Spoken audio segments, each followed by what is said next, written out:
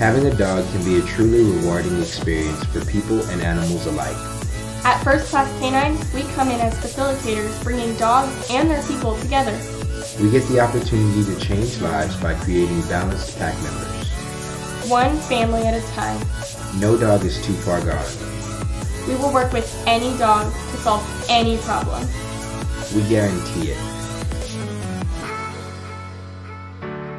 Here at First Class Canine, we're all about dogs. Simplified.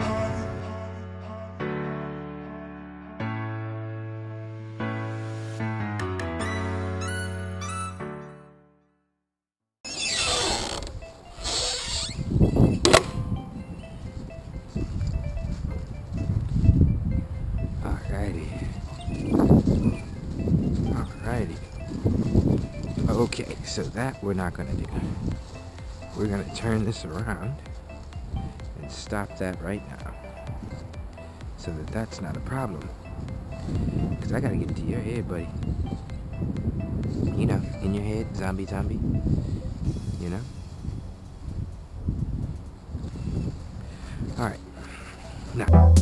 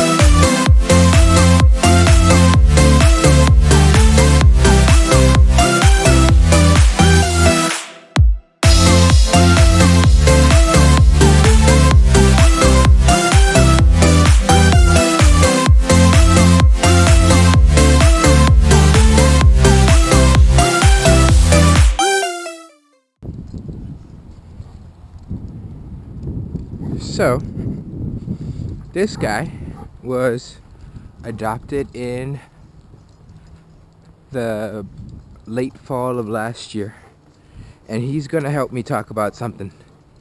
When it comes to working with a dog, especially a dog you've recently adopted, but honestly, even if it's your own dog and you've had for years, one thing you want to be mindful of is that for dogs, love and respect are two different things. For people, love and respect are one and the same. If they love you, they'll respect you. That's it, period. And to love is to respect. However, for dogs, it's not necessarily the case. And I think that is going to make sense here in just a second. When it comes to dogs, love is love. It's its own separate category. If you're a part of the pack, then you get the love that a dog can give. All the love that a dog can give. And that's it, plain and simple. Now, respect is another matter. And the best way to check if a dog respects you is if they trust you. And what do I mean by trust? I don't mean if your dog lets you approach it and or pet it or something like that, or if a new dog you just met lets you pet it. No. What I mean is that they trust your leadership. And that doesn't always look the way that, you might think. Whenever we think of being a leader, we think of coming in, guns blazing, and taking over and telling the dog what to do and all that stuff. And that's not it. No. That is a split second of what a leader might have to do at some point in their leadership. But that's not the definition of a leader. A leader's going to lead by example. A leader is going to be sacrificial and take the bullet if there's a bullet to be taken. A leader is going to be, they're going to be all that and more. So we're going to go ahead and turn around again. They got to be all that and more. And when it comes down to it, when I say trust, I mean the dog has to trust you just as much when you're telling it, you know, no, you can't do this, you can't do that, no growling, for instance, as they do when they tell you, or when they're afraid and you're giving them corrective guidance. Hey, this fear that you're going through right now, that's not appropriate. Drop it. Let's move on. Let's keep going. And they have to trust your leadership. They let go of their fears. They let go of their phobias, their anxieties. Yes, their aggression, but aggression is always the result of something, and it's fear. It's insecurity. It's obsessive. It's possessive. It's whatever that's driving it. They let go of that and trust your leadership that says, hey, if you calm down and relax, I got this, and I'm going to get us to where we need to go. You know? So that in mind, back to what I was originally talking about, when you're working with a dog, be it a new dog or a dog that you've had for quite some time, always remember that when it comes to starting off training, you might as well be working with a dog you just met for the first time, because you, for the first time, are asking them to trust your leadership. So be what you want to see, be calm and assertive, absolutely 100% calm. You cannot get upset, nervous, frustrated, angry, tense, fearful, anxious, any of that. None of that. Let that all go. Take a moment, breathe, and prepare yourself. And then be assertive. All right? So what do I mean by that? How can you be both calm and assertive? Well, look at me right now. I'm not really doing a whole lot with this guy as far as you know, corrections. I'm certainly not nervous, fearful, anxious, tense, any of that. I'm none of that. And when it comes to it, I'm also not going to just let him roam around and do whatever he wants to do. So you'll see, I'll give him these short, sharp, quick corrections. That's all it is. But I'm also not going to let him ignore me. My corrections are not any more firm than they need to be, but I'm not going to let him ignore me. If he gets out in front of me and something like that, and I try to give him a correction and it doesn't give me what I want, it's going to be short, sharp, quick. It's going to get his attention, okay? But again, the only energy, I suppose, will be in that split second where it's that short, sharp, quick, hey, snap out of it. It's not tension on the leash. It's none of that. It's not taking the dog down on his side and all that crap. No, it's none of that. Short, sharp, quick, snap out of it, just like that. Once I get him snapped out of it, we're moving. That's all, because that's all I wanted from him. So when it comes to working with this guy, those are going to be the two things that I focus on. Being 100% absolutely calm, even when we're running, like right now. And then being as assertive as I need to be. Being assertive. Follow through till I get the results that I'm looking for. And then we go from there. And when we first started this walk, he was jumping all over the place. He was trying to pull my arm out of socket. All that stuff. But now we're getting to the point where he's just running beside me.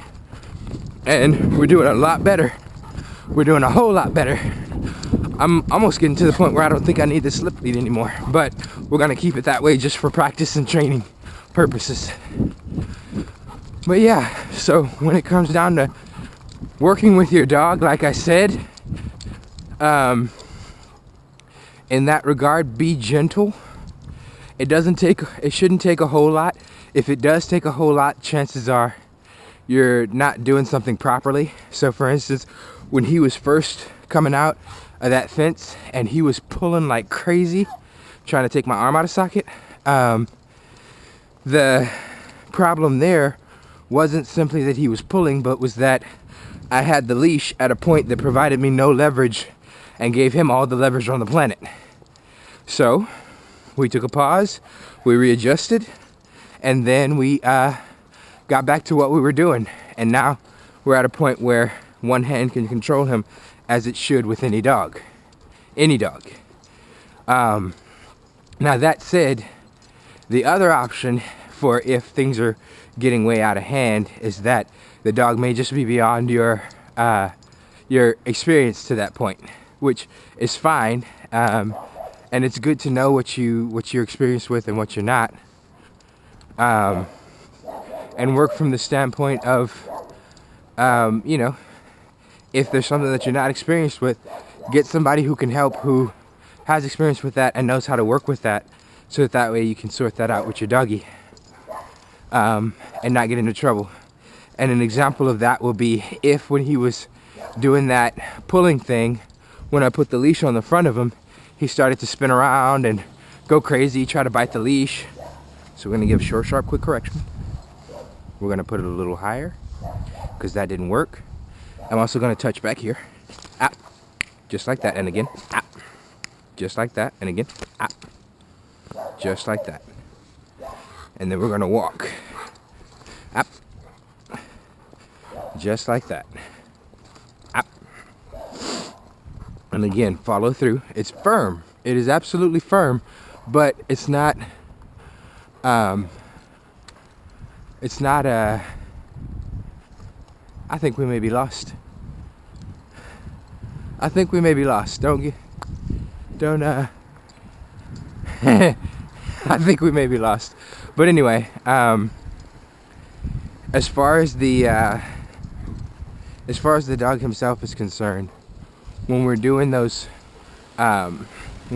corrections, like I said, short, sharp, quick. Short, sharp, quick corrections. But anyway, like I was saying before, I guess getting back to the point I was making, was that even if it's a dog that you're getting used to, and say for instance he was over there and we were giving them that correction on the leash, and he started spinning around and going crazy, biting on the leash, so on and so forth, then we would go from there to, I sure hope this is the right direction. I remember those bushes. Okay, we're on the right path. Yeah, so anyway, if he started jumping around and going crazy, biting on the leash, perhaps even trying to bite you, then you already know that's a bit beyond your experience level, so you probably want to pass him off to somebody else who has experience with that and knows how to get the dog to calm down and relax enough for you to be able to work with them.